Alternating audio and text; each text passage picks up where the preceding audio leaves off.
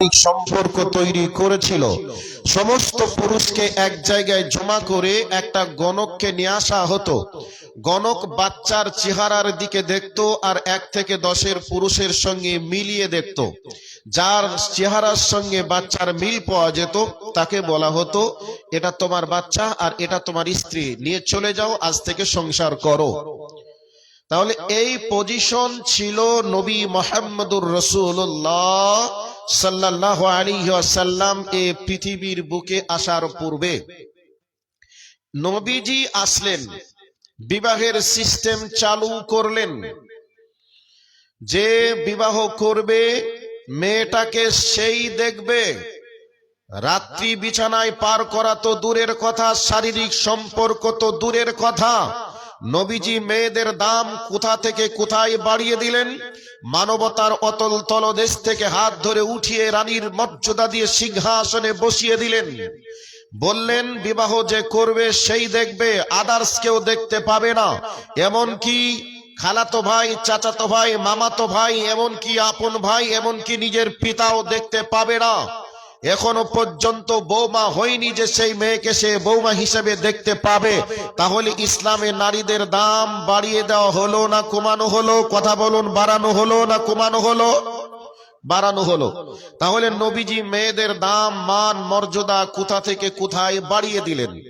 এবার চলে আসুন, যেই সময় মেয়েদের স্বামী যদি মারা যেত তাহলে ওই মেয়েটাকে 1 বছরের জন্য নির্জন নিরালায় রেখে আসা হতো। তাকে কোন রকমের প্রয়োজন মতো পানি, জীবন ধারণ করার মতো খাবার, 1 বছর তাকে মাথায় তেল দিতে দেওয়া হতো না, মাথায় চুরুনি লাগাতে দেওয়া হতো না, তাকে লোক সমাগমে আসতে দেওয়া হতো না। কারণ তাকে কুলক্ষণী মনে করা হতো যে তোমার সংস্পর্শে যাওয়ার কারণে তোমার স্বামী মারা গেছে, এই জন্য তোমাকে লোক সমাগমে আসতে দেওয়া হবে না। 1 বছর তাকে নির্জন নিরালায় একাকিত্ব জীবন পার করতে হতো। যখনই 1 বছর পার হয়ে যেত তখনই ওই মেয়েটাকে সমাজে নিয়ে আসার পূর্বে একটা নবজাতক ছাগলের বাচ্চা তার সংস্পর্শে নিয়ে যাওয়া হতো।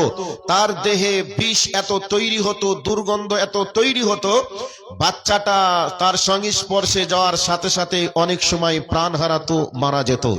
1 বছর যদি একটা মানুষকে গোসল করতে না দেওয়া হয়, 1 বছর যদি একটা মানুষকে তার শরীরে যত্ন করতে না দেওয়া হয়, তাহলে এখনকার মানুষদের শরীরেও দুর্গন্ধ হবে। হবে কি হবে না? হবে। তো এই ছিল নারীদের সঙ্গে আইয়ামে জাহিলিয়াতের মানুষদের ব্যবহার। হিন্দু ধর্মের ভিতরেও ছিল যে স্বামী মারা গেছে, স্বামীর চিতায় জ্বালিয়ে তার স্ত্রীকেও পুড়িয়ে মেরে দেওয়া হতো। এটাকে নবী মুহাম্মদুর রাসূলুল্লাহ সাল্লাল্লাহু আলাইহি ওয়াসাল্লামের হাদিস থেকে তারা জানতে পেরে রাজা রামমোহন রায় এবং লর্ড ব্যান্টিং এটাকে চেষ্টা করে চিরতরের জন্য সতীদাহ প্রথাকে কবর দিয়েছে, যার মাধ্যমে আজও অসংখ্য অমুসলিম বোন মায়েরা আজকে দুনিয়ায় বেঁচে থাকার সুযোগ লাভ করেছে। এরপর চলে আসুন পৃথিবীর শ্রেষ্ঠ মানুষ নবী মুহাম্মদুর রাসূলুল্লাহ সাল্লাল্লাহু আলাইহি ওয়াসাল্লাম সর্বপ্রথম যে মেয়েটাকে বিবাহ করেছিলেন 25 বছরের ভরা যৌবনে 27 বছরের একজন মহিলাকে, যে মহিলাটার ইতিমধ্যে 2-3টা বিবাহ হয়েছিল, নাম তার আম্মাজান খাদিজা রাদিয়াল্লাহু তাআলা আনহা। সেই মেয়েটাকে বিবাহ করে রানীর মর্যাদা দিয়ে সিংহাসনে বসিয়ে দিলেন। যে মেয়েদের স্বামী মারা গেছে, তালাক প্রাপ্ত হয়ে গেছে, সেই নারীরা পচে যায়নি, গলে যায়নি, তারা দুর্গন্ধ হয়ে যায়নি, তাদেরও দুনিয়াতে বেঁচে থাকার সুযোগ আছে। এর জন্য নবী মুহাম্মদুর রাসূলুল্লাহ সাল্লাল্লাহু আলাইহি ওয়াসাল্লাম সর্বপ্রথম যে মেয়েটাকে বিবাহ করেছিলেন, ওই মেয়েটা ছিল বিবাহিতা মহিলা। ওই মহিলাকে বিবাহ করে মানবতার একেবারে শীর্ষ স্থানে পৌঁছে দিলেন, যাকে গোটা বিশ্ব জাহানের মুসলমানরা আজকে তিনাকে মা হিসেবে স্বীকৃতি প্রদান করে। সম্মানিত উপস্থিতি, ইসলামে নারীদের দাম বাড়িয়েছে, কিন্তু ইসলাম বিরোধী যারা আছে তারা বলে ইসলামে নারীদের মান বাড়ানো হয় নাই, বরং ইসলামে নারীদের মানকে কমিয়ে দেওয়া হয়েছে। এ কথা তারা বলে, আসলেই তারা জানে না। এবার আপনাদেরকে এতক্ষণ পর্যন্ত আইয়ামে জাহিলিয়াতের কয়েকটা সিস্টেম বলার পাশাপাশি ইসলাম ধর্মে নারীদের কি সম্মানের চোখে দেখা হয়েছে এ বিষয়ে কয়টা আপনাদেরকে উদাহরণস্বরূপ পয়েন্ট আপনাদেরকে দেওয়ার চেষ্টা করলাম। এবার চলে আসছি আল্লাহর নবী সাল্লাল্লাহু আলাইহি ওয়াসাল্লাম এবার কি বলছেন শুনুন। যেই সময় কন্যা সন্তান জন্মগ্রহণ করাকে অপরাধ মনে করা হতো, আতুর ঘরে গলা টিপে হত্যা করে দেওয়া হতো, ওই অবস্থায় নবী মুহাম্মদুর রাসূলুল্লাহ সাল্লাল্লাহু আলাইহি ওয়াসাল্লাম তিনি বললেন, শুনে রাখো, যেই বাড়িতে সর্বপ্রথম কন্যা সন্তান জন্মগ্রহণ করে ওই বাড়িতে আল্লাহ পাকের দয়ার বা বরকতের দোয়ার খুলে যায়, গেট খুলে যায়। তাহলে নারীদের দাম বাড়ানো হলো না কমানো হলো? এবার চলে আসুন, নবীজি আরো বললেন, যদি কোনো পিতা 2-3টা মেয়েকে জন্ম দিয়ে আদব শিখিয়ে বিবাহ সম্পন্ন করতে পারে, আমি নবী মুহাম্মদ এবং ওই 2-3 কন্যার পিতা একই সঙ্গে পাশাপাশি কাছাকাছি জান্নাতে থাকবো। তাহলে মেয়েদের দাম বাড়ানো হলো না কমানো হলো? বাড়ানো হলো। এইবার এক কন্যার পিতা জিজ্ঞাসা করছেন, নবী গো, যদি কারুর কন্যা একটা হয় সেও কি আপনার সঙ্গে পাশাপাশি জান্নাতে যাবে? নবীজি বললেন, হ্যাঁ যাবে। আল্লাহর নবী বা আল্লাহ কোথাও কি বলেছেন যার পুত্র সন্তান 4টা হবে, 5টা হবে, 10টা হবে, তার সেই পুত্রের পিতা আর আমি নবী মুহাম্মদ একই সঙ্গে জান্নাতে থাকবে? এ কথা কোথাও কি বলা হয়েছে? কথা বলুন, হয়েছে? হয় নাই। তাহলে মেয়েদের দাম ইসলামে বাড়ানো হয়েছে, কমানো হয় নাই। এবার চলে আসছি যে হাদিসটা পড়েছি। আল্লাহর নবী সাল্লাল্লাহু আলাইহি ওয়াসাল্লাম বলছেন, ইন্নাদ দুনিয়া কুল্লুহা মাতাউন ওয়া খায়রু মাতাঈদ দুনিয়া আল মারাতুস সালিহা।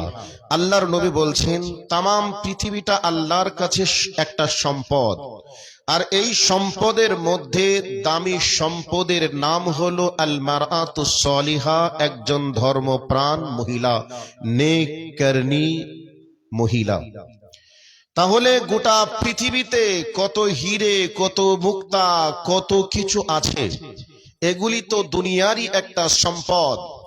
আর এই সম্পদের মধ্যে আল্লাহর নবী বলছেন, পৃথিবীর মধ্যে সবথেকে দামি সম্পদের নাম হলো আল মারআতুস সালিহা, একজন ধর্মপ্রাণ মহিলা।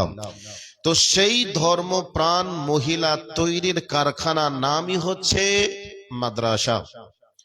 আজকে যে মাদ্রাসা তৈরি হয়েছে, এরকম মাদ্রাসা না থাকলে আলেমা, হাফিজা, সলিহা, সিদ্দিকা স্কুল, কলেজ, ইউনিভার্সিটিতে পড়ে তৈরি হবে? একটু আওয়াজ দেওয়া লাগবে, তৈরি হবে?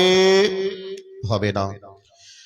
একটাই পৃথিবীতে প্রতিষ্ঠান, যেই প্রতিষ্ঠানে পড়াশোনা করে রবকে চেনা যায়, রবের পরিচয় সম্পর্কে জানা যায়, সেই প্রতিষ্ঠানের নাম হলো মাদ্রাসা। আজকে যে আমি হাদিসটা আপনাদের কাছে এতক্ষণ পরে যে হাদিসটা বললাম, তামাম পৃথিবীটাই হচ্ছে আল্লাহর কাছে সম্পদ, আর এই সম্পদের নামই হলো আল মারআতুস সালিহা, একজন ধর্মপ্রাণ মহিলা। তো ধর্মপ্রাণ মহিলা তৈরি হয় কোথা থেকে? এ মাদ্রাসা থেকে। এ মাদ্রাসা থেকে যারা পড়াশোনা করবে, তারা আল্লাহ যদি তাদের হিদায়াত দেয়, তাহলে তারা সলিহা হবে, তারা আলিমা হবে, তারা হাফিজা হবে, তারা সিদ্দিকা হবে। এতটুকু কথা আপনাদেরকে এ মর্মে বলার চেষ্টা করলাম। এবার চলে আসছি, মা ও বোনেরা, আপনারা যেহেতু আছেন, আপনাদের দিকে লক্ষ্য রেখে ছোট্ট করে 2008 সালের একটা ঘটনা আপনাকে বলছি। আল্লাহর নবী জনাবে মুহাম্মদুর রাসূলুল্লাহ সাল্লাল্লাহু আলাইহি ওয়াসাল্লাম সর্বপ্রথম যে মহিলাটাকে বিবাহ করেছিলেন, সেই মেয়েটির নাম হচ্ছে আম্মাজান খাদিজা রাদিয়াল্লাহু তাআলা আনহা।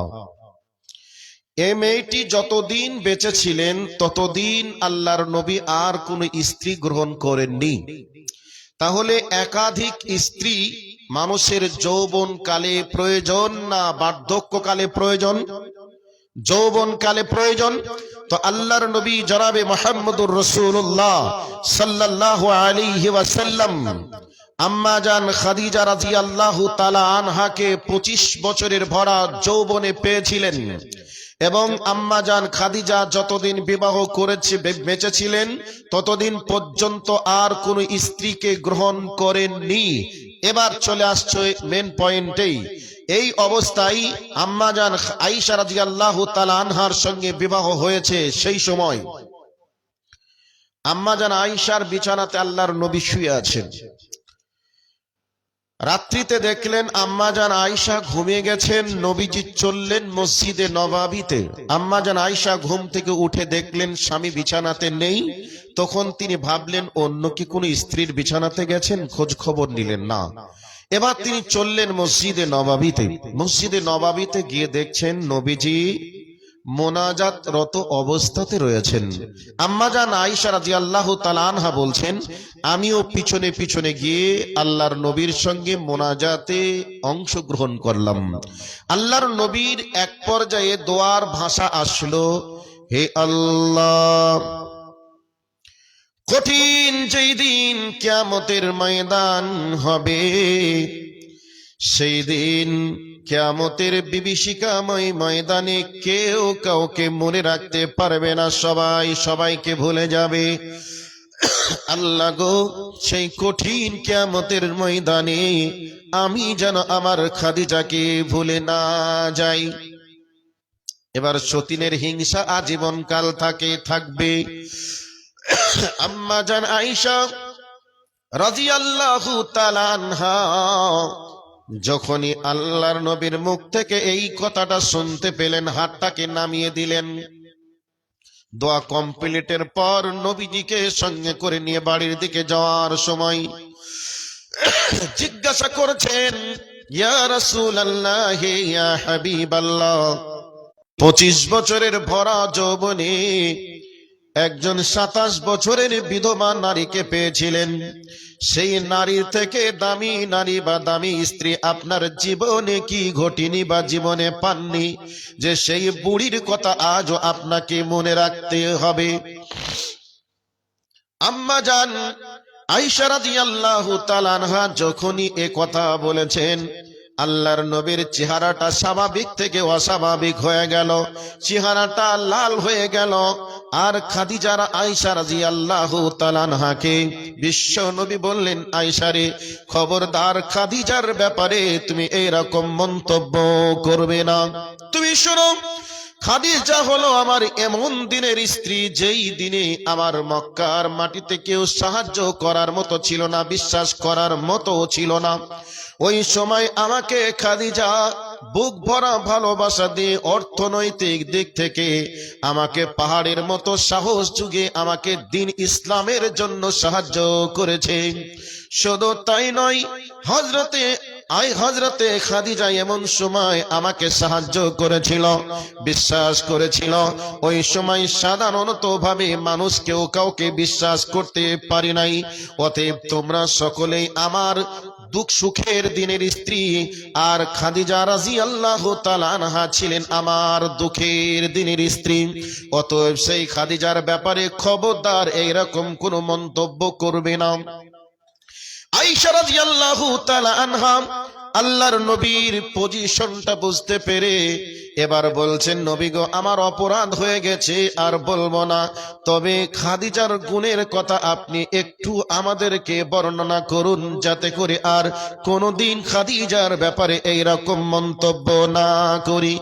আম্মাজান আয়েশা রাদিয়াল্লাহু তাআলা আনহার কথার উত্তরে নবীজি বললেন, আয়েশা রে, মক্কার মাটিতে যখন আমাকে মানুষ পেলেই মেরে দিবে, কেটে দিবে, এইরকম সিচুয়েশন ছিল। এই অবস্থায় হযরতে খাদিজা রাদিয়াল্লাহু তাআলা আনহা আমাকে পাহাড়ের মতো করে সাহস জুগিয়েছিল, পাশে দাঁড়িয়েছিল। শুধু তাই নয়, আমি যখন দ্বীনের দাওয়াতে চলে যেতাম, হযরতে খাদিজা চাতক পাখির মতো চেয়ে থাকতো কখন আসবে। এবার আমি যখন রাত্রিতে ফিরতাম, খাদিজাকে জীবনে কোনোদিন 2 বার ডাক দিতে হয় নাই, একবার ডাক দিয়েছে, সাথে সাথে দরজা খুলে দিয়েছে। আমি জিজ্ঞাসা করলে, খাদিজা, তুমি কি রাত্রিতে ঘুমাওনি? তোমাকে একবার ডাক দিলাম, কেমন করে জেগে গেলে? হযরতে খাদিজা আমাকে উত্তর দিতেন, ও নবী মুহাম্মদ, তুমি দ্বীনের দাওয়াত দেওয়ার জন্য তুমি ময়দানে কাজ করবে, এই অবস্থায় আমি খাদিজা আরামে বিছানাতে ঘুমিয়ে থাকবো, এটা কোনোদিন হতে পারে না। কারণ আপনাকে কেউ অপমান করবে, গালি দেবে, মারবে, আর আপনি এই অবস্থায় মন খারাপ করে বাড়ি আসবেন, আর আমি খাদিজা আরামে ঘরে ঘুমিয়ে থাকবো, আর আপনি দরজার বাইরে দাঁড়িয়ে দাঁড়িয়ে খাদিজা খাদিজা করে ডাকবেন, এটা আমি খাদিজা মেনে নিতে পারবো না। এই জন্যে দরজার বাইরে দরজার ভিতরে ঠিক লাগে লাগে ঘুমাই। এই কথাটা যখনই বর্ণনা করলেন নবীজি, সাথে সাথে হযরতে আয়েশা রাদিয়াল্লাহু তাআলা আনহা তিনি বুঝতে পারলেন আমার বলাটা অপরাধ হয়ে গেছে। এই ঘটনাটা বলার পিছনে কারণ হলো একটাই, এবার কারণটা শুনে নেন। আমেরিকার একজন মহিলা, যেই মহিলাটার নাম হলো লিসা ভ্যালেন্টাইন্স, ওই লিসা ভ্যালেন্টাইন্স আমেরিকার কোর্টের একজন আইনজীবী। ওই আইনজীবী ছিল সাধারণ, সেই আইনজীবী ছিল খ্রিস্টান ধর্মের একজন মহিলা। 2008 সালে ইন্ডিয়ান মানি হিসাবে 1 লক্ষ টাকার বেশি বেতন সে পেত। এবার এক এক করে তিনটা স্বামী তাকে বিবাহ করেছে, তিনজন তাদের ভবিষ্যৎ গুছিয়ে টাকা পয়সা নিয়ে একে ডিভোর্স করে দিয়ে চলে গেছে। পরাক্রান্ত মনে, ব্যথিত মনে এবার একটা ইসলামিক লাইব্রেরিতে প্রবেশ করেছে। লাইব্রেরিতে প্রবেশ করে ইসলামিক একটা বই কিনেছে, যেই বইটার নাম হলো আর রাহিকুল মাখতুম, নবীজির জীবনীর উপরে বই। এই বইটা ক্রয় করে বইটা পড়তে পড়তে পড়তে পড়তে হযরতে আম্মা জান খাদিজার ব্যাপারে আম্মা জান আয়েশা রাদিয়াল্লাহু তাআলা আনহা যে মন্তব্য করেছিলেন, আর আল্লাহর নবী যে দোয়া করেছিলেন, যে কথার উত্তর তিনি দিয়েছিলেন, এই ঘটনাটা পড়ার সাথে সাথে ওই লিসা ভ্যালেন্টাইন্সের চোখ দিয়ে পানি আসতে শুরু করে দিলাম। আর সে বলতে শুরু করে দিল, যেই নবী তার স্ত্রীকে হারিয়ে ফেলার পরে জিন্দিগিতে কান্না করছে আখিরাতে পাওয়ার জন্য, সেই নবী কোনোদিন মিথ্যাবাদী হতে পারে না, সত্য সত্যই একজন নবী। আর যেই নবী যেই ধর্মে এসেছে, ওই ধর্ম কোনোদিন কাল্পনিক হতে পারে না, অবাস্তব হতে পারে না, নিশ্চয় এটা অথেন্টিক একটা বাস্তব ধর্ম। কাজে আর আমি খ্রিস্টান ধর্মে থাকতে চাই না, আমি এই মুহূর্তে কালেমা পড়ে মুসলমান হতে চাই। এবার এই মহিলাটা ওই বইটা সঙ্গে করে নিয়ে চলে গেলেন একটা মসজিদে। মসজিদের ইমামের কাছে গিয়ে বলছেন আসসালামু আলাইকুম। সালাম দেওয়ার পরে এবার মেয়েটা তার পরিচয় জানিয়ে দিলেন, আমি হলাম লিসা ভ্যালেন্টাইন্স, আমি অমুক কোর্টের একজন আইনজীবী। শেষকালে পরিচয় হলো। সমস্ত কথা বলার পরে ওই লিসা ভ্যালেন্টাইন্স এবার সাথে সাথে কালেমা পড়ে মুসলমান হয়ে গেলেন। এবার 2-3 দিন পর এই অবস্থায় যখন কোর্টে যাবে, ওই মহিলাটা এই অবস্থায় এবার বোরকা পরে হিজাব পরে কোর্টে যেতে শুরু করে দিল। এই অবস্থায় এবার কোর্টে বাধা দেওয়া হলো। শেষকালে মেয়েটি বলে দিলেন, এতদিন পর্যন্ত যারা নারীদের পোশাক খুলতে চাই, নারীদের উলঙ্গ অবস্থায় দেখতে চাই, তোমরা নারীদের সম্মান দিতে জানো না, বরং নারীদেরকে তোমরা ভোগ করতে জানো। আর যেই ধর্ম নারীদেরকে সম্মান দিতে জানে, যেই ধর্ম নারীদেরকে মর্যাদা দিতে জানে, আমি সেই ধর্ম কবুল করে আমি মুসলমান হয়ে গেলাম। জোরে বলুন নারে তাকবীর। আমার ভাই, আমার বন্ধুরা, আমার মা খালারা, বোনেরা, ভালো করে শুনে নেন। বর্তমান সময়ে সোশ্যাল মিডিয়ার যুগ। এই সোশ্যাল মিডিয়ার যুগে পাশ্চাত্য সভ্যতার নারীদের অশ্লীল ভিডিও দেখে, অশ্লীল পোশাক দেখে আপনারা মনে করছেন ওরাই নাকি কত মডার্ন, কত নাকি উন্নত। ওই উন্নত নারীদের স্বভাব চরিত্র দেখে আপনারা তাদের অ্যাটিটিউড স্টাইলকে গ্রহণ করে তারা যেমন মর্যাদাহীন হয়ে গেছে, তাদের যেমন দাম নেই, মান নেই, মর্যাদা নেই, সেই রকম বর্তমান সময়ে নারীদের মান মর্যাদা যেন কমে গেছে। এবার বলবেন কেন? একটু উদাহরণ দিই। কোন এক জায়গাতে একটা মহিলা বসে আছে, বুরখা পরে বসে আছে। এমত অবস্থায় অমুসলিম একজন নারী জিজ্ঞাসা করছে, বোন, তুমি বুরখা পরে মুখ খুলে বসে আছো, মুখ ঢেকে বসে আছো, তোমার কি গরমে কষ্ট লাগে না? তোমার কি খারাপ কিছু মনে হচ্ছে না? দেখো আমরা কত খোলামেলা পোশাক পরে আছি, হাওয়া বাতাস লাগছে, কতই না আমাদের আনন্দ উৎফুল্লিত আমরা অনুভব করছি, আর তুমি বোরখা পরে, হিজাব পরে, মুখ ঢেকে কতই না তুমি কষ্টের মধ্যে রয়েছো। এ কথা যখনই বলল, বলার সাথে সাথে মুসলিম মহিলাটা এবার বলছেন, ঠিক আছে, বোঝাতে তো হবে। দুইটা চকলেট কিনলো, দুইটা চকলেটের একটা চকলেটের প্যাকেটটাকে ছাড়িয়ে মাটিতে ফেলে দিল। ওই চকলেটটাকে কুড়িয়ে বলছে, বোন চকলেটটা আপনি নেন। তো মেয়েটি বলছে, কেন চকলেটটা নিব? চকলেটটা পড়ে গেল, ওই মাটিতে ধুলা লেগে আছে, বালি লেগে আছে, অনেক জীবাণু লেগে গেছে, ওই চকলেটটা খেলেও তো আমার রোগ হয়ে যেতে পারে। আচ্ছা ঠিক আছে, তাহলে এই চকলেটটা নেন। সাথে সাথে যেটা প্যাকেটে ভরা আছে ওই চকলেটটাকে যখনই দিলেন, অমুসলিম মহিলাটা গ্রহণ করে নিলেন। বলছে, বোন এটা কেন নিলে? বলছে, এটা প্যাকেটে ভরা আছে, এর ভিতরে কোনো ধুলো বালু জীবাণু লাগে নাই, এর জন্য এই চকলেটটা নিলাম, এবং এই চকলেটটা খাওয়ার উপযুক্ত একটা চকলেট। তখনই এই মুসলিম মেয়েটা বলছে, শোনো, তোমরা অশ্লীল পোশাক, অর্ধলঙ্গ পোশাক পরে আছো, তোমাদের চেহারার উপরে হাজার অপর পুরুষের নজর পড়েছে, তোমার শরীর দূষিত হয়ে গেছে, আর আমি আমার চেহারাটাকে ঢেকে রেখেছি, কোনো অপর পুরুষের নজর আমার চেহারার উপরে পড়েনি। তুমি হলে ওই চকলেটের খোসাবিহীন চকলেট, আর আমি হলাম প্যাকেটওয়ালা চকলেট। আমার দাম, আমার মান আমার আল্লাহ দিয়েছে, এরই জন্য আমি আমাকে নিজেকে ঢেকে রেখেছি, যাতে করে দুশ্চরিত্র মানুষের নজর যাতে না পড়ে। সম্মানিত উপস্থিতি, সম্মানিতা মা ও বোনেরা, আপনাদের দাম, আপনাদের মান, আপনাদের মর্যাদা আল্লাহ কত দিয়েছেন, এবং নবী মুহাম্মদুর রাসূলুল্লাহ সাল্লাল্লাহু আলাইহি ওয়াসাল্লাম কত দিয়েছেন, এ ব্যাপারে যদি জানতেন, তাহলে পাশ্চাত্য সভ্যতার দিকে তাকিয়ে যে অর্ধলঙ্গ পোশাক পরে আজকে নিজেকে সুসজ্জিত মনে করেন, আসলেই এটা সুসজ্জিত নয়, এটা আপনাদেরকে ভোগ বিলাসের পাত্র মনে করে আপনাদেরকে এই সুসজ্জিত পোশাক পরানোর জন্য তারা অনুমতি দিয়েছে। সম্মানিত উপস্থিতি, ইসলাম নারীদের মান মর্যাদা দিয়েছে অনেক। আমি একটা পয়েন্ট এতক্ষণে নারীদের কি দাম ইসলাম দিয়েছে এ বিষয়ে কথা বলতে গিয়ে এই জায়গায় এসেছি। মা ও বোনেরা, আপনারা সংখ্যায় অনেক বেশি আছেন, এই দিকে লক্ষ্য রেখে আপনাদেরকে আর কয়েকটি কথা বলবো, বলার পরে আমার মেন যেটা বিষয় ওই দিকে দৃষ্টি আকর্ষণ করার চেষ্টা করব।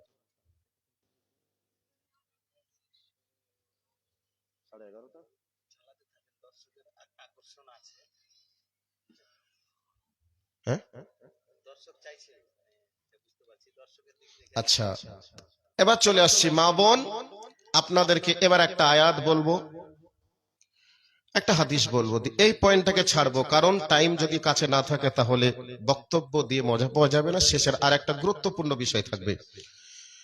আল্লাহ রাব্বুল আলামিন বলেন, ফাসসালিহাতু কানিতাতুন হাফিজাতুল লিল গায়বি বিমা হাফিজাল্লাহ। আল্লাহ পাক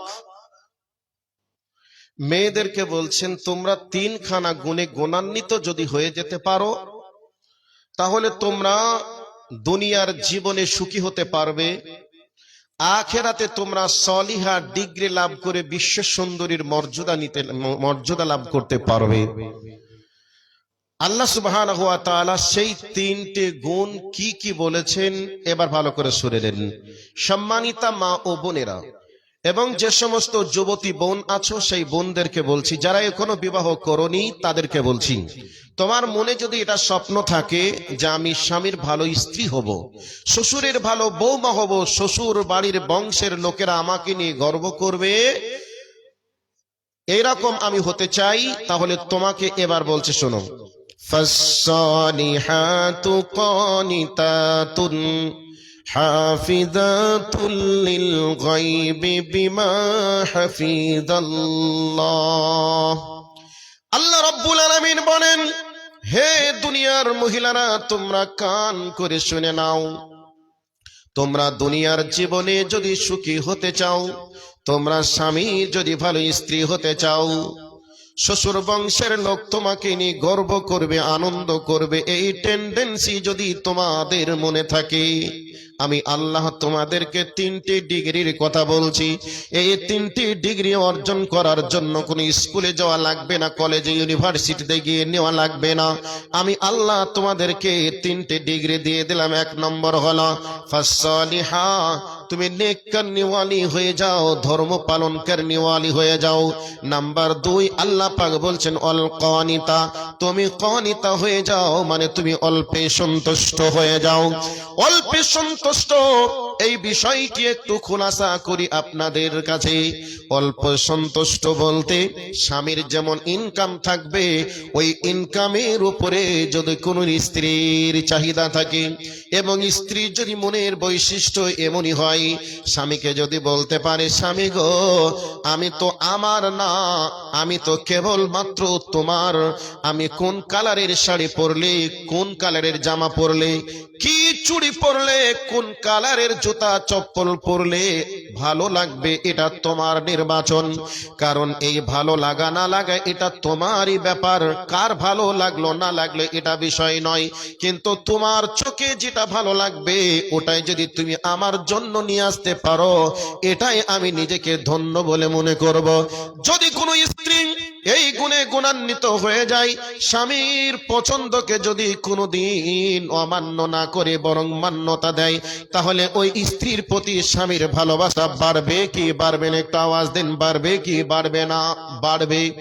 কিন্তু বন্ধুরে, বর্তমান সময়ে স্ত্রীদের চাহিদা কিন্তু লাগামহীন, এবং চাহিদা এমন হয়ে যায় স্বামী যত ভালো পোশাক এনে দেখ না কেন, স্বামীর পছন্দকে মূল্যায়ন করতে জানে না, বরং অপমান করে আলাদা কথা বলতে শুরু করে দেয়। এবার উদাহরণস্বরূপ একটা ঘটনা বলি।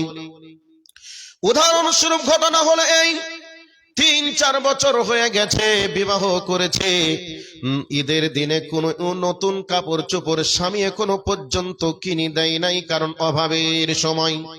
এই অবস্থায় একদিন রমজান মাসের 1 মাস 2 মাস আগে স্বামীকে বলছে স্বামী গো 4 বছর হয়ে গেল তোমার সঙ্গে আমার বিবাহ হওয়া, এখনো পর্যন্ত তোমার কাছে ভালো দামি শাড়ি আমি এখনো পেলাম না। তবে আমার মনের ইচ্ছা আগামী ঈদুল ফিতর আসবে, ওই ঈদুল ফিতরের দিনে তোমার কাছ থেকে একটা ভালো দামি শাড়ি লাগবে। স্বামী বলে নিল, ভেবেও নিল সত্যিই আমি এমন একটা স্বামী, তোমার সঙ্গে 2 বছর বিবাহ হয়ে 4 বছর বিবাহ হয়েছে এ কথা সত্য, কিন্তু তোমাকে একটা দামি শাড়ি আমি তোমাকে দিতে পারি নাই, অতএব আগামী ঈদুল ফিতরে তোমাকে একটা দামি শাড়ি আমি দেওয়ার ব্যবস্থা করব। এবার কি করলো, ওই গরিব মানুষ বেচারা এদিক ওদিক কাজ কাম করে, কোথাও যেন রাজমিস্ত্রির কাজে গেছে।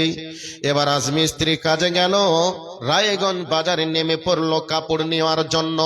আল্লাহ রাব্বুল আলামিন বলেছেন ওয়াবিমা আনফাকু মিন আমওয়ালিহিম, এবার আল্লাহ বলছেন তোমরা উপার্জন করবে আর স্ত্রীদের পেছনে খরচ করবে। একটা ভাবনা চিন্তা। 2 নম্বর স্ত্রীর চাহিদা। এবার রায়গঞ্জ বাজারে ঢুকে গিয়ে কয়েকটা দোকান খুঁজে খুঁজে দেখলো কয়েক ডজন শাড়ি উল্টে পাল্টি, নিজের স্ত্রীকে কল্পনার দর্পণে দেখে আর কাপড়গুলি নাড়াচাড়া করে দেখে, এই শাড়িটা যদি আমার স্ত্রীকে পরায় কত না ভালো লাগবে, উল্টে পাল্টি একটা যেন পছন্দ হয়েছে। ওই কাপড়টা ক্রয় করে নিয়ে আসার পরে মনে যেন বড় আনন্দ, আল্লাহর একটা হুকুম পালন করতে পারছি আর আমার স্ত্রীর পছন্দের শাড়িটা যেন আমি ক্রয় করতে পেরেছি, মনে বড় আনন্দ। এই অবস্থায় আপনাদের যেন একেবারে রায়গঞ্জ বাজার থেকে এসে গেল নাগর ব্রিজ, এবার নাগর ব্রিজ থেকে এসে গেল আপনাদের হালালপুর, এই জায়গাতে আর যেন কোনো আপনার মানে ভাটল বাজার, এই বাজার থেকে আর কোনো টোটো মোটো কিচ্ছু পাচ্ছে না। প্রচন্ড রোদ, রোদের তাপে রোদকে রোদ মনে না করে মনের আনন্দে হাঁটতে হাঁটতে চলে আসছে, কারণ 2টা আনন্দ তার মনের ভিতরে। একটা আনন্দ হচ্ছে আল্লাহ পাক বলেছেন তোমরা ইনকাম করে বিবিদের পিছনে খরচ করবে, আল্লাহ পাকের আদেশটা পালন করতে পারলাম, 4 বছরের মনের আশা আমার স্ত্রীর পূরণ করতে পারবো, এর জন্য মনের আনন্দে এবার বাড়ির দিকে রওনা করেছে আনন্দে হাঁটতে। এরপরে বাড়িতে এসেই দেখছে বাড়িতে কেউ নেই, বাড়িটা একেবারেই ফাঁকা। থাকা। এই অবস্থায় স্ত্রী বিভিন্ন কাজে কামে ব্যস্ত হয়ে আছে। ঘরের ভিতরে আস্তে করে ঢুকে নাম করে ডাকছে সলিহা। সলিহা ডাকটা যেমনি শুনলো আর তার কান যেন তার ব্রেনকে বলে দিল এই ডাকটা তো আমার স্বামীর ডাক। এবার ঘরের ভিতরে এসে গেল। ঘরের ভিতরে এসে স্বামী মনে মনে কতই না আনন্দে রয়েছে, আমার স্ত্রীর মনের পছন্দের শাড়িটা আজকে দিতে পেরেছি। এই অবস্থায় কাপড়ের ব্যাগটা তার হাতে দিয়ে দিল, যাতে করে কাপড়টা খুলবে আর নিজে আনন্দ পাবে। এর জন্য কাপড়টা তার হাতে দিয়ে বলছে সলিহা এই ব্যাগের ভিতরে যেটা আছে তুমি এবার বার করে দেখো। ব্যাগটা যখনই দেখেছে এই অবস্থায় স্ত্রীও যেন মনে মনে ভেবে নিল আমার স্বামীর কাছে যেটা চেয়েছিলাম ওইটা যেন আজকে আমার জন্য বরাদ্দ হয়ে গেছে। ব্যাগের থেকে চেনটা টানার পরে সাথে সাথে কাপড়ের কালারটা দেখলো আর এদিক ওদিকে নাড়াচাড়া করে মুখটা জড়ো করে বলছে তোমার চোখে ভালো জিনিস পছন্দ হয় না, 4 বছর পরে তোমার সঙ্গে চেয়েছি আর সেটা তুমি দিয়েছো, কিন্তু এটা কি কোনো কালার হলো? স্ত্রীরা এরকম কথা বলে দেয়, বলে কি বলে না? বলে। স্বামীর পছন্দের মূল্যায়ন বা দাম দিতে জানে না। সাথে সাথেই বেচারা এড়িয়ে খাটের উপরে শুয়ে গেল। স্ত্রী বলছে কি হলো গো, গরমে কি কষ্ট হচ্ছে, পানি নিয়ে আসবো? স্বামী তখন দুঃখ করে বলছে পানি নিয়ে আসিস রে, একটু বিষ নিয়ে আয়, বিষ। আর দুনিয়া করে লাভ কি হবে? 4 বছর পর তুই আমার কাছে চাইলি, আমি একেবারে রায়গঞ্জ বাজারে সব থেকে বড় দোকান খুঁজে খুঁজে দেখলাম। এরপর উল্টিয়ে পাল্টিয়ে দেখে তুমি কোন কালারটা পরলে তোমার ভালো লাগবে এটা দেখে আমি নিয়ে এসেছি, আর এত আনন্দ তুমি 1 সেকেন্ডেই নষ্ট করে দিলে। এই ধরনের কথা স্বামীদের মন থেকে দুঃখ করে এ কথা বার হবে কি হবে না? একটু আওয়াজ দেন, হবে কি হবে না? হবে। আল্লাহ পাক বলছেন যদি কোনো মেয়ে বলতে পারে ওগো স্বামী জান আমি তো আমার নয়, আমি কেবল মাত্র তোমার, এই কথা বলে যদি স্বামীর মনকে জয় করে নিতে পারে তাহলে স্বামী আগামী বছর বলবে সলিহা তোমার জন্য 2000 টাকার আমি নিয়ে এসেছি, আগামী বছর তোমার জন্য 3000 টাকার দেব, কারণ 2000 টাকা শাড়ি পেয়ে তুমি যদি এতই খুশি হও আগামী বছর তোমার জন্য 3000 টাকার দেব। আল্লাহ পাক বলছেন কনিতা তুমি অল্পে সন্তুষ্ট হয়ে যাও, স্বামীর নিয়ে আসা মালটাকে পেয়ে একই চান্সে আলহামদুলিল্লাহ বলে কবুল করে নাও। আল্লাহ পাক 3 নম্বরে বলছেন ও বিমা হাফিজাল্লাহ, আল্লাহ রাব্বুল আলামিন বলছেন বান্দারে বান্দিরে তোমাকে আমি আল্লাহ যে বডিটা দিয়েছি, শরীরটা দিয়েছি, এই শরীরটা তুমি হেফাজত করবে, কন্ট্রোল করে রাখবে। এই শরীরটা তোমার যেন চাচাতো ভাই, খালাতো ভাই, মামাতো ভাই, তোমার পাড়া প্রতিবেশীর দেওর ভাসুর দেখে যেন আনন্দ না পায়, এই করে তোমার বডিটাকে কন্ট্রোল করবে, হেফাজত করবে। আল্লাহ পাক বলছেন তুমি যদি 3খানা গুণ নিয়ে আসতে পারো আমি আল্লাহ তোমাকে কিয়ামতের ময়দানে সলিহা ডিগ্রি দান করে আমি তোমাকে জান্নাতুল ফিরদাউসের মেহমান বানিয়ে দিব। তাহলে একটা আপনাদের পয়েন্ট দিয়ে দিলাম, নারীরা যদি মনে করে আজ থেকে যদি ভাবে আমি নেককার হয়ে যাব, স্বামীর নিয়ে আসা মালটাকে পেয়ে রাজি হয়ে যাব, খুশি হয়ে যাব এবং আমার বডিটাকে হেফাজত করে রাখবো, তাহলে ওই মেয়েটা আনন্দে চিত্তে আল্লাহর জান্নাতে যেতে পারবে। এবার একটা হাদিস শুনিয়ে দিই। আল্লাহর নবী বলছেন আল মারআতু ইযা খামসা সাল্লাহা ওয়া সামাত শাহরাহা ওয়া আতাআত বালাহা ওয়া আহসানাত ফারজাহা ফালিতাদখুলিল জান্নাতা মিন আইয়্যা আবওয়াবিন শাআত। আল্লাহর নবী বলছেন ওরে আমার উম্মতের দল, তোমাদের ভিতরে যদি 4টা গুণ বিদ্যমান থাকে আমি নবী তোমাদেরকে জানিয়ে দিলাম জান্নাতের 8টি দরজার মধ্যে যেই দরজা দিয়ে ইচ্ছা ওই দরজা দিয়ে প্রবেশ করতে পারবে। 1 নম্বর হলো যে মেয়েটা দিনে 5 ওয়াক্তের নামাজ পড়তে পারবে, ওয়া সামাত শাহরাহা রমজান মাসে রোজা রাখতে পারবে, ওয়া আতাআত বালাহা যে মেয়েটা ব্যবহার চরিত্র দিয়ে তার স্বামীর মনকে জয় করতে পারবে। আল্লাহর নবী তারপরে 4 নম্বর বলছেন ওয়া আহসানাত ফারজাহা যে মেয়েটা তার বডিকে কন্ট্রোল করতে পারবে, তার সরঙ্গাকে হেফাজত করতে পারবে, আমি নবী তাদেরকে জানিয়ে দিলাম তারা জান্নাতের 8টি দরজার মধ্যে যেই দরজা দিয়ে ইচ্ছা ওই দরজা দিয়ে প্রবেশ করতে পারবে। জোরে বলুন নারে তাকবীর। তাহলে নারীরা যদি মনে করে আমরা জান্নাতে যাব, জান্নাতের 8টি দরজা দিয়ে প্রবেশ করব, এরকম যদি কোনো নারীর ভিতরে ইচ্ছা থাকে, নবীজি বলছেন 4টা কাজ করো, তাহলে জান্নাতে তো যাবে। জান্নাতের 8টি দরজা যে দিক দিয়ে মন, ওই দিক দিয়েই প্রবেশ করতে পারবে। আল্লাহর কোরআনে 3টে গুণের কথা বললেন, কথা বলা আল্লাহ বলেছেন, আর এদিকে নবীজি 4টে গুণের কথা বলেছেন। নারীরা যদি আজ থেকেই মনে করে এগুলি মানতে শুরু করব, ইনশাআল্লাহ আজ থেকেই তারা মানতে পারবে। এর জন্য নতুন করে কোন ইউনিভার্সিটি স্কুলে ভর্তি হয়ে আর ডিগ্রি অর্জন করা লাগবে না, পড়াশোনা করা লাগবে না, বরং আজ থেকেই চেষ্টা করলে আজ থেকেই এই আমলগুলি করতে পারবে। পারবে কি পারবে না? পারবে। এবার মায়েদেরকে বলছি, শুনে রাখুন। আর ছোট্ট করে একটু আপনাদের কাছ থেকে সময় নিচ্ছি, বিরক্ত হচ্ছেন আমি বুঝতে পারছি, কারণ আপনারা অপেক্ষায় আছেন আমার শ্রদ্ধেয় বড় ভাই হযরত আলী সাহেবের জন্য। তো আসবেন উনি, অসুবিধা নেই, আসবেন, দেখা তো করেই গেলেন, তো একটু ধৈর্য ধরুন। এবার মায়েদেরকে বলবো একটু ধৈর্য ধরুন। সাথে সাথে এবার এই মাদ্রাসা যে তৈরি হয়েছে, এই মাদ্রাসার দায়িত্ব কর্তব্য কি একটু বলছি। এই প্রতিষ্ঠানগুলি থেকে তৈরি হবে হাফেজা, প্রতিষ্ঠানগুলি থেকে তৈরি হবে আলিমা।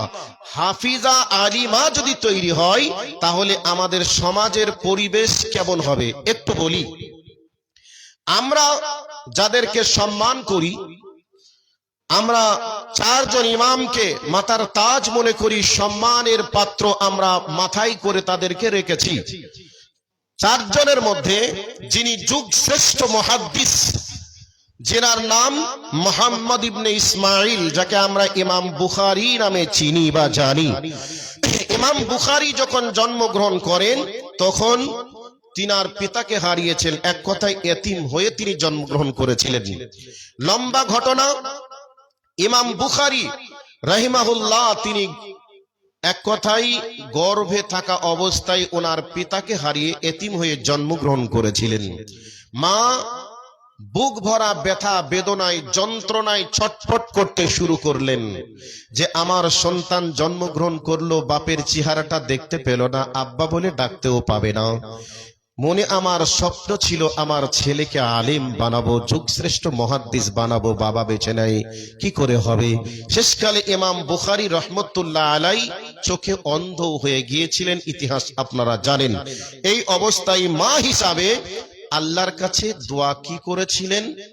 এমন দোয়া আল্লাহর কাছে করেছিলেন যেই দোয়া আল্লাহর দরবারে কবুল হয়ে হযরতে ইমাম বুখারীর চোখকে আল্লাহ ফিরিয়েও দিয়েছিলেন। এর জন্য একটা উর্দুতে কবিতা আছে, जो दुआ निकलती है कल्बे हादिस से बहुत दूरे पहुंचती है अर्श बारी से। যেই দোয়াটা অন্তর থেকে নিরগত হয়, সেই দোয়াটা আল্লাহর আরশ পর্যন্ত পৌঁছেও যায়।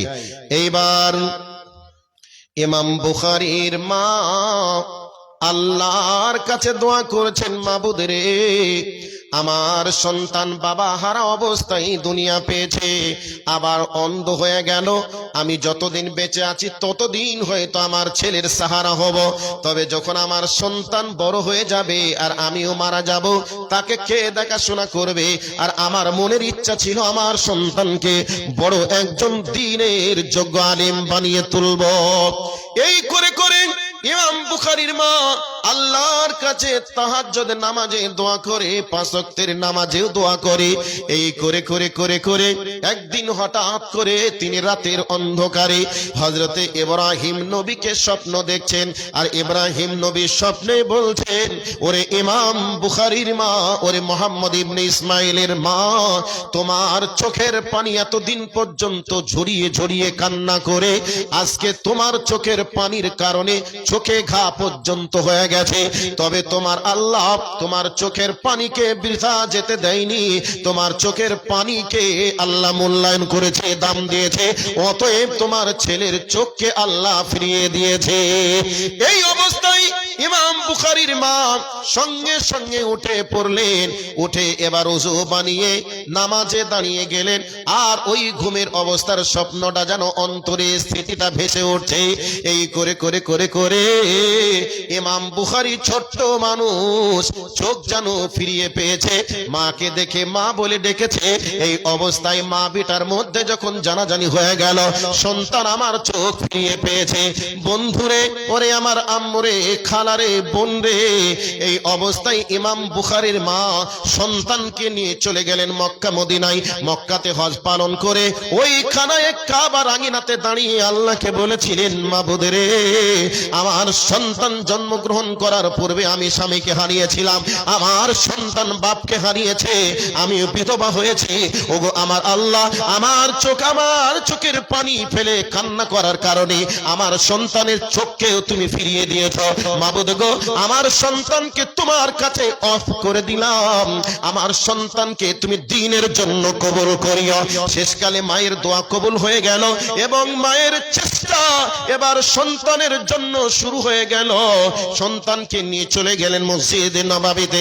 সন্তানকে বলে দিলেন, ওরে আমার কলিজার টুকরা নয়নের পুতুলি সন্তান, তুমি মসজিদে নববীতে থাকবে, আর এই নববীতে আল্লাহর কোরআন শিখবে, নবীর হাদিস শিখবে, আর আমি মা তোমার জন্য যোগান দেওয়ার জন্য সেই বুখারা শহর থেকে তোমার জন্য খাবার নিয়ে আসবো, তোমার জন্য টাকা পয়সা যেটার প্রয়োজন হবে পৌঁছে দেব।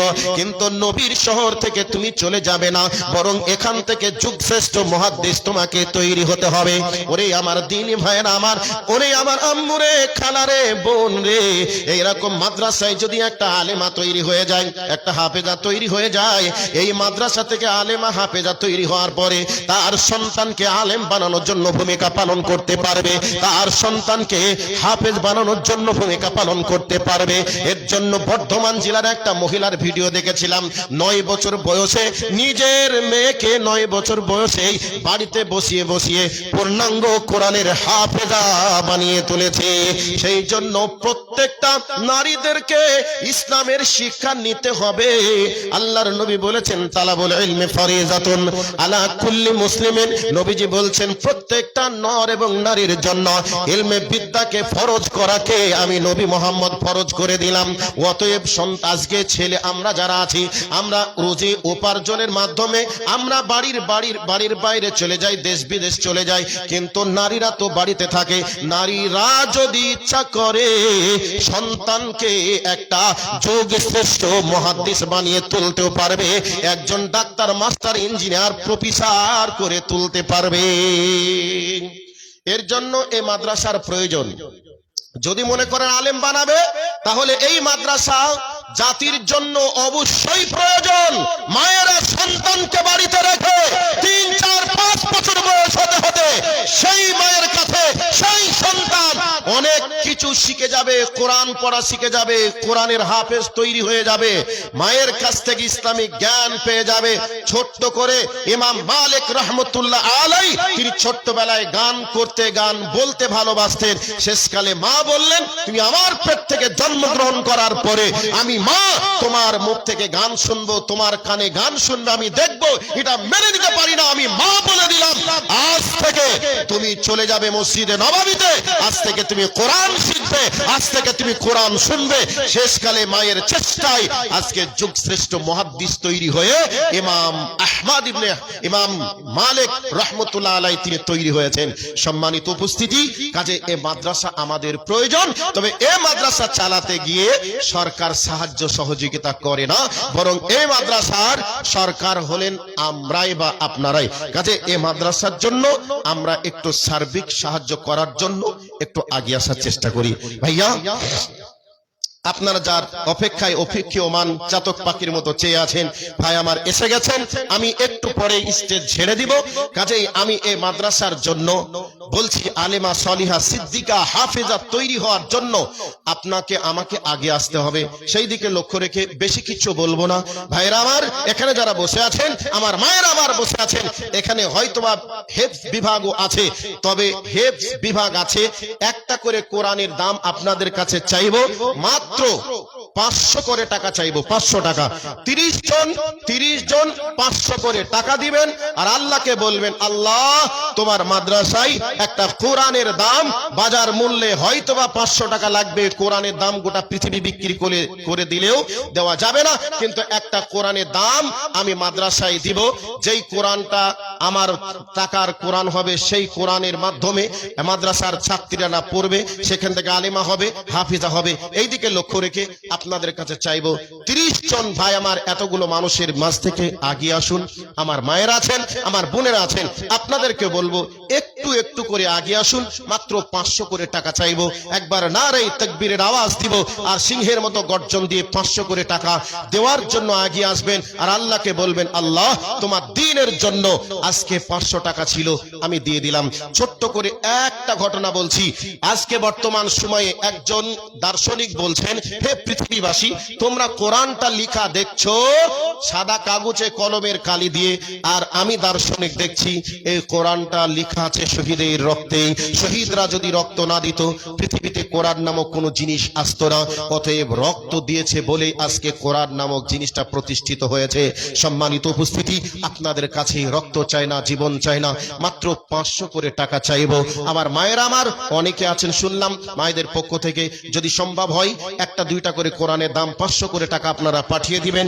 একজন বেশ কিছু টাকা দিয়েছে, কে কত দিয়েছে আল্লাহ জানি না, তোমার বান্দা বান্দিরা যা দিয়েছে, মহিলাদের পক্ষ থেকে 700 টাকা এসেছে, আল্লাহ তাদের দানকে তুমি সাদের মানুষের করো, মনের আশাকে পূরণ করো, আমিন আল্লাহুম্মা আমিন। ভাইরা একজন উঠুন তো সর্বপ্রথম দেখি। সাহাবীরা রক্ত দিয়েছেন, জীবন দিয়েছেন, শহীদ হয়েছেন, তারপরে আমাদের কাছে এসেছে ইসলাম।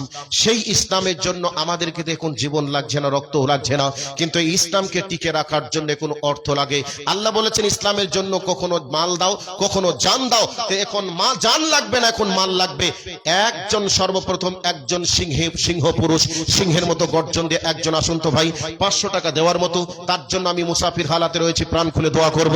নবীজি বলেছেন 3 শ্রেণীর মানুষের দোয়া ডাইরেক্ট কবুল হয়, তার মধ্যে এক শ্রেণী হলো মুসাফির। আমি মুসাফির হিসাবে আপনার জন্য দোয়া করব। আর আল্লাহর নবী বলেছেন যে ব্যক্তি অন্তরে শহীদের তামান্না না নিয়ে মারা যাবে সেই ব্যক্তি মুনাফিক হিসাবে মারা যাবে। তবে আল্লাহর কাছে দোয়া আপনাদের জন্য করব, আল্লাহ যারা 500 করে টাকা দিবে কোরআনের জন্য তাদেরকে তুমি শহীদি মৃত্যু দান করিও, সকলে বলি আমিন। একজন আগিয়ে এসেছেন মাওলানা আব্দুল মালিক হাফিজাহুল্লাহ, তিনি এসেছেন, একটা কোরআনের দাম 500 টাকা দিয়েছেন, নারে তাকবীর। তাজাবুল দিয়েছে 1000 টাকা, মাশাআল্লাহ মাশাআল্লাহ, হায়াকাল্লাহ। মারকুব 500 টাকা। আর আমার এই ভাই বরজান ভাই উনি দিয়েছেন 500 টাকা। তাহলে হয়েছে একটা, দুইটা, তিনটা, চারটা, 5টা হয়ে গেছে। তাহলে 5টা হলো আর 25টা বাকি আছে। এতগুলো মানুষ থাকবে আর কোরআনটা অসম্পূর্ণ হয়ে থাকবে, এটা মেনে নেওয়া যাবে না। তবে 15 করে আজকে ভাগ করতে চাই, কারণ মহিলারা অনেক আছেন। 15 জন মহিলাদের কাছ থেকে নাম দেখব আর 15টা আমার বাপজি ভাইদের কাছ থেকে দেখব। 5 নম্বরে এসেছে, 6 নম্বরে কে আছেন? একজন ভাই আমার তাড়াতাড়ি আসুন তো, 6 নম্বর। জালসা কমিটি যারা আছেন একটু দেখা করুন। জালসা কমিটির যে সমস্ত ভাই ও বাবাজিরা আছেন আপনারা একটু দেখা করুন। আবুল কালাম, নারে তাকবীর। আবুল কালাম ভাই আবার দিয়েছেন 500 টাকা, মানে 6 নাম্বার হয়ে গেল। মাশাআল্লাহ, জাযাকাল্লাহ খাইরান জাযা ফিদ দুনিয়া ওয়াল আখিরা। আল্লাহুম্মা সাল্লি আলাইহি, আল্লাহুম্মা বারিক আলাইহি। মাবুদ গো, তোমার 6 জন বান্দা 500 টাকা করে দিয়েছে তোমার কোরআনের মহব্বতে। আল্লাহ তাদের দানকে তুমি কবুল করে নাও। আল্লাহ রাব্বুল আলামিন তাদেরকে এই দুনিয়ায় সমস্ত রকমের বালা মুসিবত থেকে তুমি হেফাজত করিও। রব্বুল আলামিন যেদিন মারা যাবে সেই দিন তুমি শহীদের মর্যাদা দান করবে, আমিন আল্লাহুম্মা আমিন। নারে তাকবীর। ভাই বদিরউদ্দিন সাহেবের বন্ধু আব্দুল সালাম 6000 টাকা দান করেছেন, মাশাআল্লাহ, জাযাকাল্লাহ খাইরান জাযা ফিদ দুনিয়া ওয়াল আখিরা। জাযাকাল্লাহ ফিদ দুনিয়া ওয়াল আখিরা। রব্বুল আলামিন তোমার বান্দা আব্দুল সালাম 6000 টাকা দিয়েছে, ইহকাল পরকাল ভালো করো, মনের ভিতরে ঈমানের আলো জ্বালা, আমিন আল্লাহুম্মা আমিন। আকবর আলী পিতা দানেশুর রহমান। আবার একটা কোরআনের দাম 500 টাকা দিয়েছে, আগে 500 টাকা দিয়েছে, আবারও 500 টাকা দিলেন। আচ্ছা, এটাকে আপনি রেখে দেন, এটা দেখছি ফোন পের মাধ্যমে দিয়েছে। তাহলে 6-7টা হয়েছে, এবার ওটা নিয়ে 8টা হলো। ভাই ইমরান আলী ভাই 8টা 9টা হয়ে গেল মাশাআল্লাহ জাযাকাল্লাহ খায়রান জাযা ফিদ দুনিয়া ওয়াল আখিরাহ। ভাই গুনবেন কয়টা হলো? আয় আল্লাহ তোমার বান্দারা এক একটা করে কোরআনের দাম 500 টাকা করে দিয়েছে রব্বুল আলামিন। এই পর্যন্ত 8টা না 9টা হয়েছে। আল্লাহ তোমার বান্দাদের দানকে তুমি সাদরে মঞ্জুর করো, মনের আশাকে পূরণ করে দাও, জিন্দেগীর গুনাহকে তুমি maaf করে দাও। 500 টাকার বিনিময়ে আল্লাহ দুনিয়াতে 5 লক্ষ টাকার প্রতিদান দান করো, আর আখিরাতে 500 কোটি টাকার সওয়াব তার আমলনামায় জমা করিও। আমিন আল্লাহুম্মা আমিন। ভাই কে আছেন একটু তাড়াতাড়ি আসুন। আর জালসা কমিটির বা মাদ্রাসা কমিটির যে সমস্ত ভাই ও বাবাজিরা আছেন একটু সাক্ষাৎ করুন। কমপক্ষে একটা করে কোরআনের দাম আপনারা দিয়ে যাবেন, যেহেতু আপনারা মাদ্রাসা চালাচ্ছেন, মাদ্রাসার প্রতি আপনাদের দয়া ময়া মহাব্বত ভালোবাসা আছে, তো সেই দিকে লক্ষ্য রেখে একটু আপনারা আগে আসুন। মায়েদের পক্ষ থেকে কোনো আসেনি, তবে মায়েদের জন্য আমি বলেছি আপনাদের কাছ থেকে 15 জন দেখব। একটা ছোট্ট করে ঘটনা, আল্লাহর নবী কোনো একটা যুদ্ধে যাবেন, প্রস্তুতি গ্রহণ করছেন, এমতো অবস্থায় একজন মহিলা আল্লাহর নবীকে বলছেন, নবীজি আপনি কোথায় যাবেন? শেষকালে জানাজানি হলো যে জিহাদের ময়দানে যাবেন। মেয়েটা তখন আল্লাহর নবীকে বলছেন, নবী গো, আমার স্বামী মারা গেছে, শহীদ হয়ে গেছে, আমার স্বামী নাই উপার্জনের জন্য, আমার কাছে টাকা নাই পয়সা নেই, কি দেব যুদ্ধের ময়দানের জন্য, অতএব আমি মহিলা যাওয়ার অনুমতি নেই। তবে আমি মহিলা যাওয়ার অনুমতি নেই, তবে নবী গো আমার কোলের 6 মাসের একটা বাচ্চা আছে, এই বাচ্চাটাকে নিয়ে যুদ্ধের ময়দানে চলে যান। নবীজি বলছেন, মা রে যুদ্ধের ময়দানে বাচ্চা নিয়ে কি করব? তবে যুদ্ধের ময়দানটা কি তুমি এমনই মনে করো ওই ময়দানে বাচ্চাকে নিয়ে আদর করে গালে চুম্মা দিয়ে খেলনা দেওয়া যাবে, এরকম ময়দান নয়, বরং ময়দানটা এমনই ভয়াবহ ময়দান, মানুষের হাত থেকে থরথর করে কম্পন শুরু হয়ে গিয়ে অস্ত্র পর্যন্ত পড়ে যায়, সিংহের মতো মানুষগুলি সেদিন পাগলা হয়ে যায়। ওতে মা তোমার বাচ্চাকে নিয়ে কি করব তুমি বলো? শেষকালে মেয়েটি বলছে, নবী গো আমার স্বামী মারা গেছে, শহীদ হয়ে গেছে, এখন আমি শহীদের স্ত্রী, এখন আমার কলিজার টুকরা সন্তান আছে, আপনি নিয়ে যান যুদ্ধের ময়দানে। বেঈমানরা যখন আপনাকে তীরের আঘাত করবে, ডগরের আঘাত করবে, তখন আপনি ঢালের মতো করে ব্যবহার করবেন। যত তীরের আঘাত আমার সন্তানের উপরে লাগবে, আমার সন্তানের বডি পুরোপুরি হয়ে যাবে, মারা যাবে, অতএব আমার নবী বেঁচে থাকবেন, আর আমি বিনিময়ে শহীদের মা হয়ে জান্নাতে যেতে পারবো। এর জন্য আমার সন্তানকে নিয়ে যাওয়ার জন্য বলছি। ওরে আমার আম্মুরে, খালারে, বোনরে, আপনার কাছে 500 টাকা চেয়েছি, বেশি কিছু চাই নাই, অতএব 500 করে টাকা আপনাদের 15 জনের কাছে চেয়েছি, একটু আল্লাহর হস্তে মেহেরবানি করে এসে যাবেন। আমার ভাই বাবাজি যারা আছেন আপনাদের কাছেও বলছি 500 টাকা করে বলছি, আপনারা সকলে এসে একটু উপস্থিত হওয়ার চেষ্টা করবেন। আমার চাচা ভাই মঞ্জুরের পিতা আব্দুল জলিল সাহেব 500 টাকা দিয়েছে, আল্লাহ তোমার বান্দা দানকে কবুল করে নাও। আর একজন 500 টাকা দিয়েছে, এই মাদ্রাসার রাঁধুনি, তিনি 500 টাকা দিয়েছে, আল্লাহ তার দানকে কবুল করে নাও। আর একজন 500 টাকা দিয়েছে, আর একজন 200 টাকা দিয়েছে, আল্লাহ তার দানকে তুমি সাদরে মঞ্জুর করে নাও।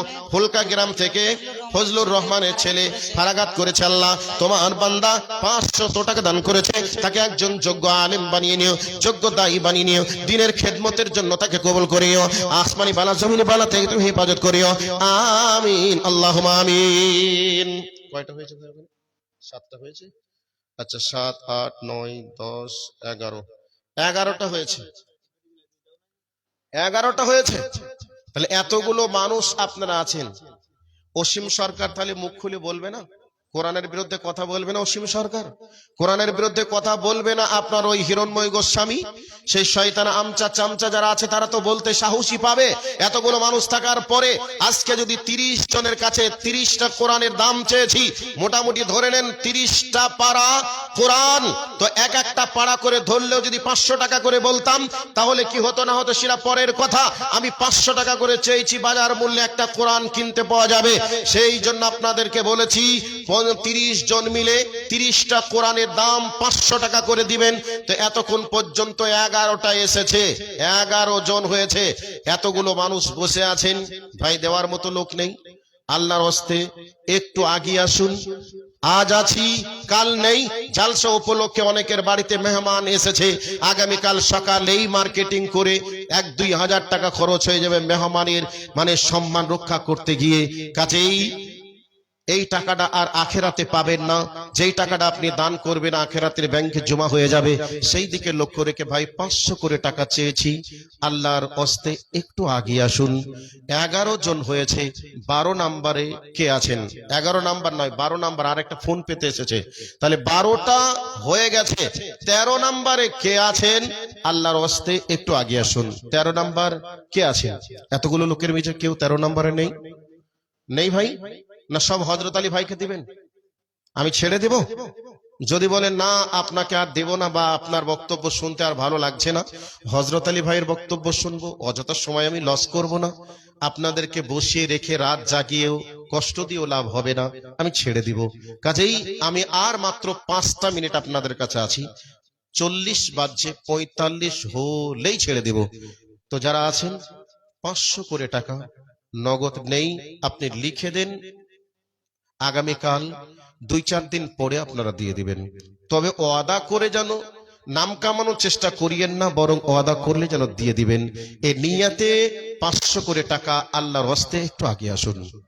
500 করে টাকা একদিনের শ্রম। যারা লেবারের কাজ করেন একদিন শ্রম দিলেই 500 টাকা হয়ে যাবে ইনশাআল্লাহ, আখিরাতের ব্যাংকে জমা থাকবে। ভাই 500 টাকা দেওয়ার মতো নেই। 12টা হয়ে গেছে। 13 নম্বরে কে আছেন? 13 নম্বরে বেনামিতে 1000 টাকা। মাশাআল্লাহ, জাযাকাল্লাহ খায়রান জাযা ফিদ দুনিয়া ওয়াল আখিরা। আল্লাহ তোমার আরেকজন বান্দা 1000 টাকা দিয়েছে। 15 নাম্বার হয়ে গেল। মাবুদ তোমার বান্দার দানকে তুমি সাদরে মঞ্জুর করে নাও। আল্লাহ তাকে তুমি হায়াতে তাইয়্যিবা সিহাতে কুল্লিয়া দান করো রব্বুল আলামিন। তার মনের ভিতরে ঈমানি চেতনা জজবাকে তুমি বাড়িয়ে দাও। আত্মীয় স্বজন যারা তোমার কাছে চলে গেছে না ফেরার দেশে, সবার কবরটাকে তুমি জান্নাতের বাগান বানিয়ে দাও। সংকীর্ণ কবরকে প্রশস্ত করে দাও, অন্ধকার কবরকে আলোকিত করে দাও। আমিন আল্লাহুম্মা আমিন। তাহলে 15টা ধরে নিলাম।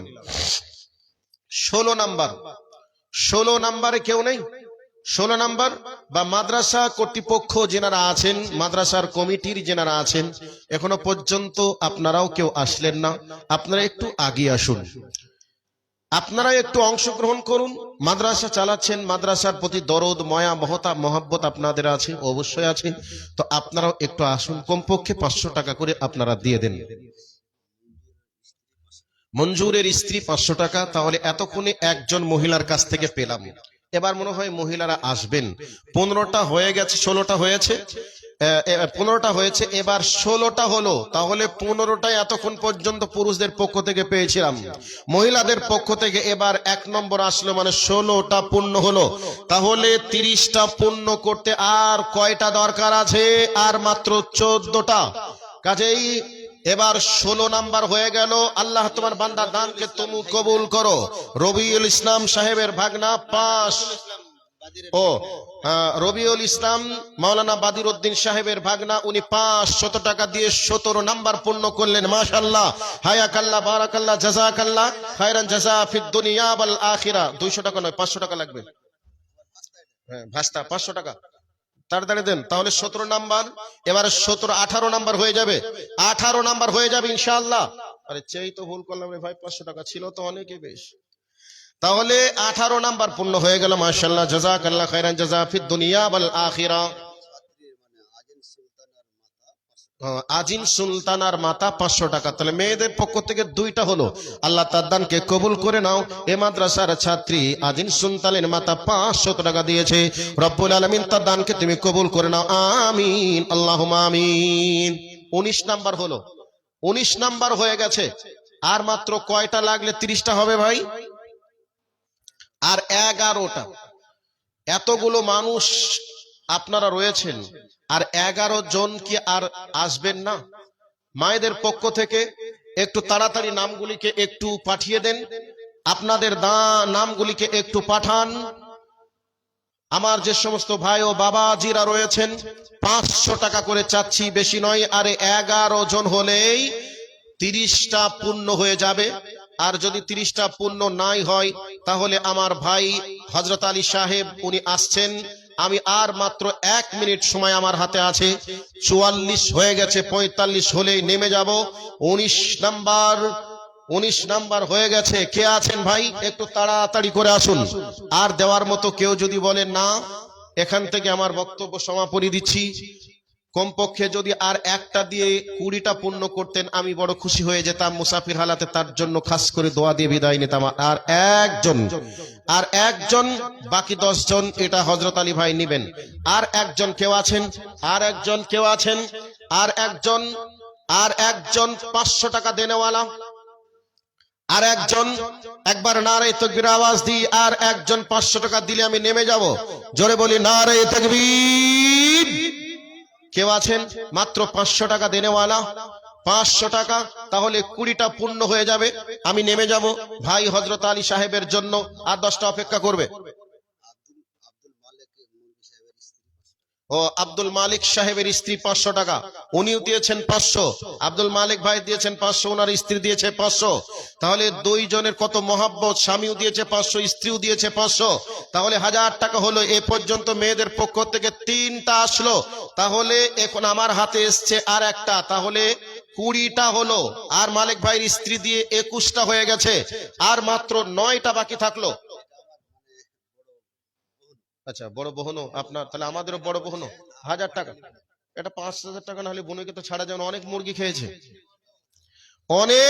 খেয়েছে, আর বাড়িতে এসে এত জ্বালান জ্বালিয়েছে। মুরগি দেশি না হলে চলবে না। কত? হাজারের গল্পকে বোনাইয়ের সঙ্গে চলে? হ্যাঁ, 4টা বিটা, তাহলে 4টা বিটার কাছ থেকে 1000 করে 4000, আর বুনুহের কাছ থেকে আর 1000, 5000 হলো।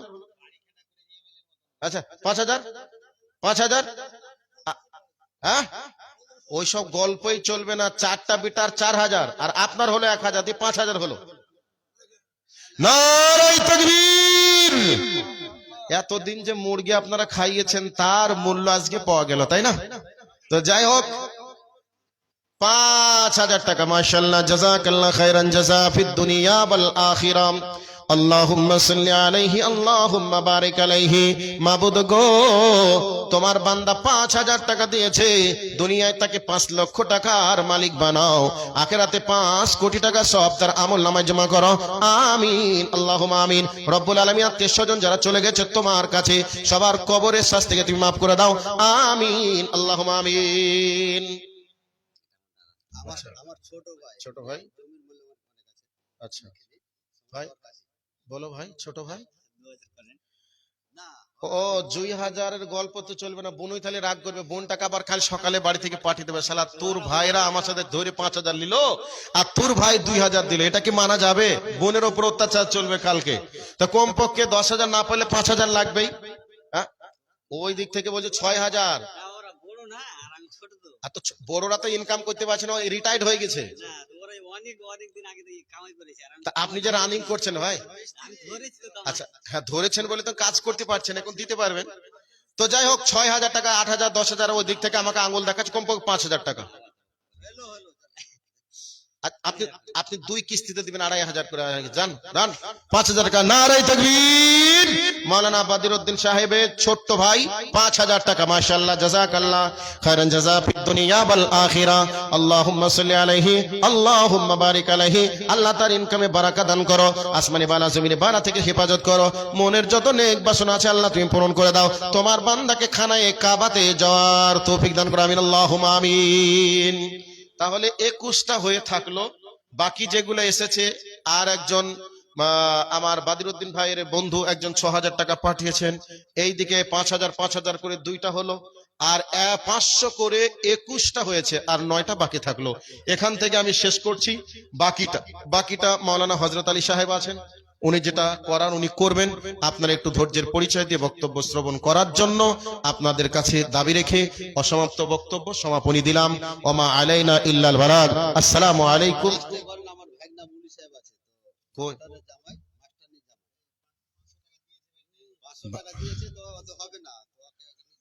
কই গো ভাগনা?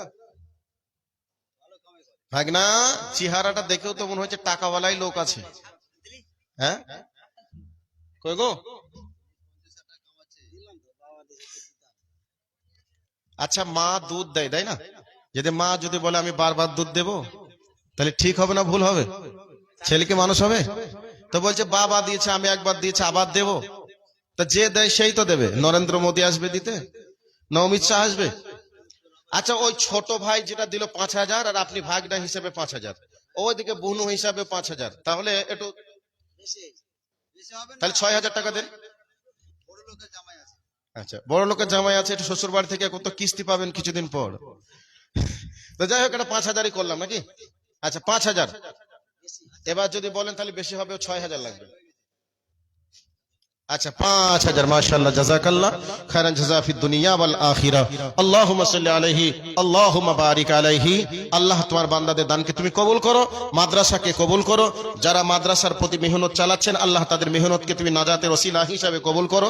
আয় আল্লাহ, যত কাজ আমরা দ্বীন ইসলামের জন্য করছি, এগুলি তুমি আল্লাহ আমাদের নাজাতের ওসিলা হিসাবে কবুল করো। ওয়া মা আলাইনা ইল্লাল বালাগ। আসসালামু আলাইকুম ওয়া রাহমাতুল্লাহি ওয়া বারাকাতুহু। ওয়ালাইকুম আসসালাম ওয়া রাহমাতুল্লাহি ওয়া বারাকাতুহু। জাযাকাল্লাহ, হায়াকাল্লাহ। ইনি ছিলেন আমাদের মাঝে ফজিলত শেখ জনাব ইবাদুল্লাহ ইসলাহি সাহেব। আলহামদুলিল্লাহ, ইনি মৃত্যু সম্পর্কে, মওত সম্পর্কে খুব সুন্দর আলোচনা রাখছিলেন।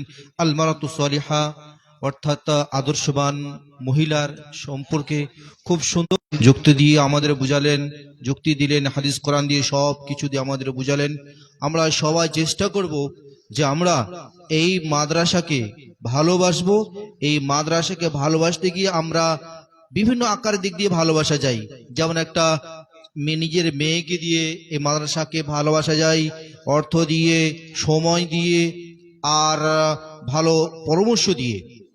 যাক আলহামদুলিল্লাহ।